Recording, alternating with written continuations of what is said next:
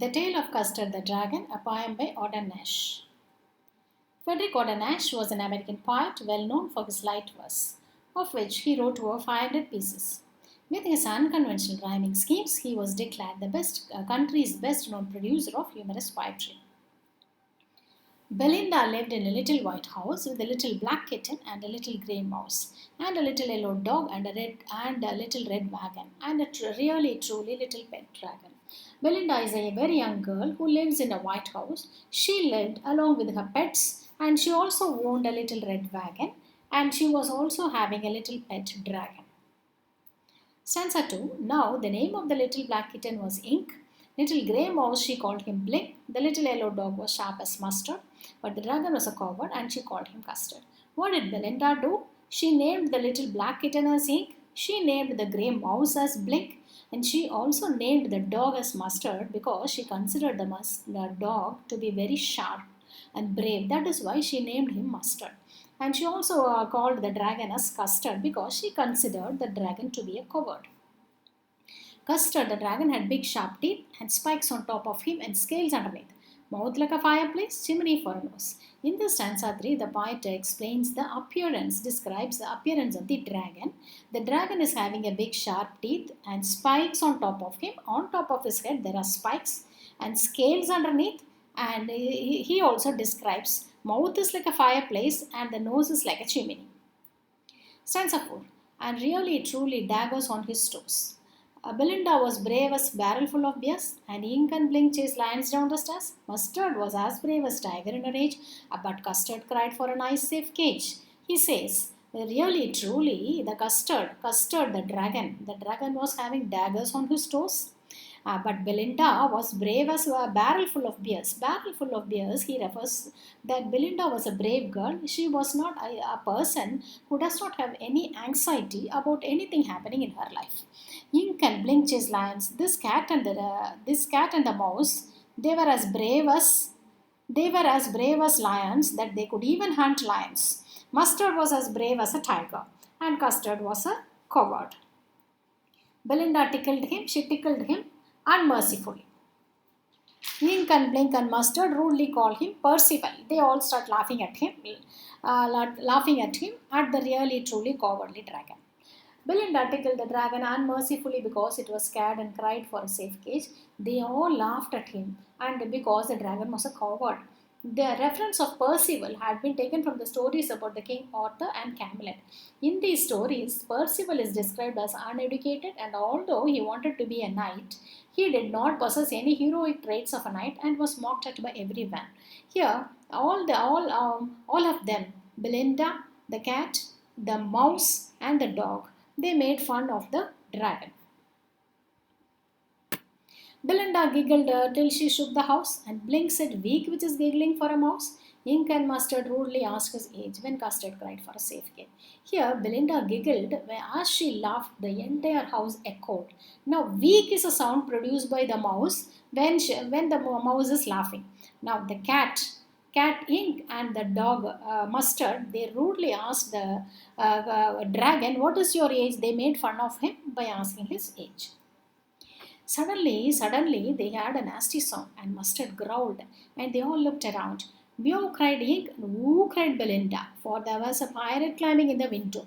Suddenly, there was a nasty sound, and Mustard the dog, growled.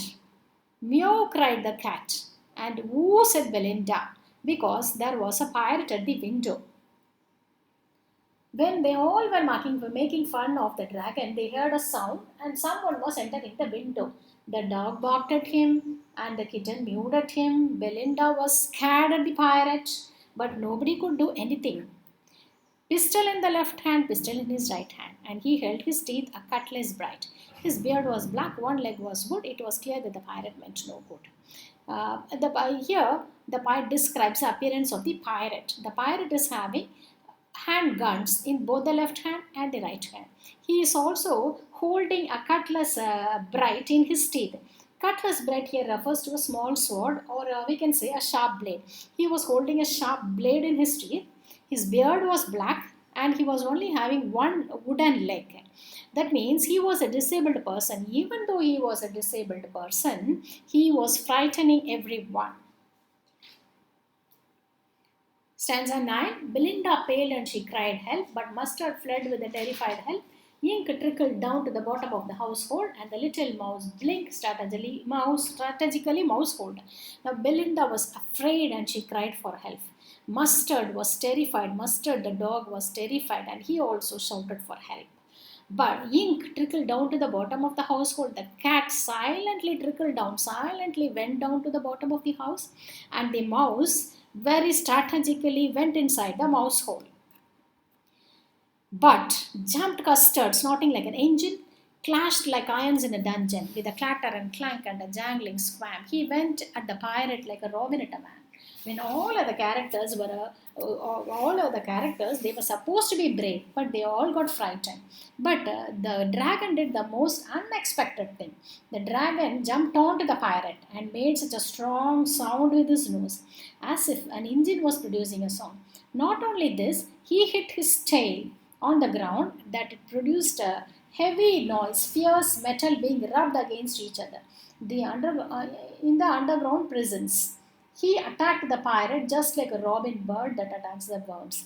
Just like a small bird eats the worm, the dragon ate away the pirate. The pirate gaped at Belinda's dragon. So what did the pirate do? The pirate gaped. Here refers to he stared at the dragon. He gulped some grog from his pocket flagon. The pocket flagon refers to a small tin. It is a container of wine. Grog here is the wine. So what did the pirate do? The pirate just gulped. He just drank the wine from his flagon, a container. He fired 2 bullets, but he did not hit anyone. And Custard gobbled him every bit. What did Custard do? Custard ate away every bit of the pirate.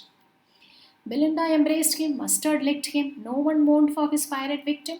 Ink and blink in glee did Garrett around the dragon that ate the pirate. Now Belinda embraced the dragon for his noble deed, for his bravery, and Mustard licked him.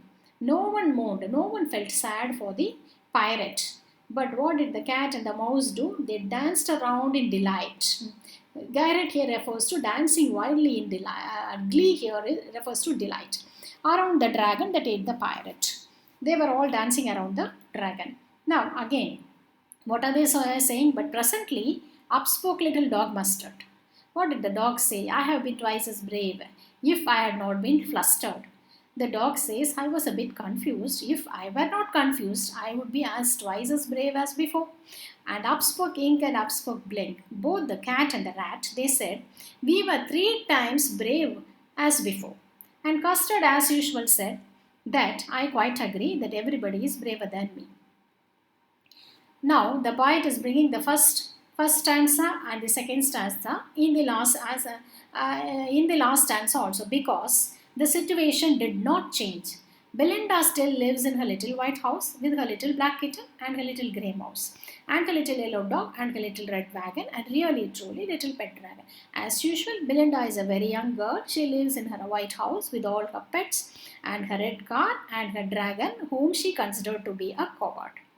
Now, Belinda is as brave as a barrel. As usual, Belinda is a brave girl. She is again Ink, Blink, chase lions down the stairs. Mustard is brave as a tiger. And again, the dragon keeps crying for a safe cage. Now, here the poet says, the poet brings a message that there are some people in families also who do their responsibilities very well, but they do not ask for any appreciation. Here, the poet appreciates the humbleness of the dragon. The humble qualities of the dragon is appreciated. And here the poet also conveys a message that we should never judge a person on the basis of his looks. Every person is unique qualities and characters. He brings appreciation to the humbleness of people who are doing a noble job, but they are not appreciated anywhere. And the poet gives a very strong message here. Qualities revealed by a people are quite situational. Thank you. For detailed notes and question and answers, log on to EDUGURU-Notes.blogspot.com.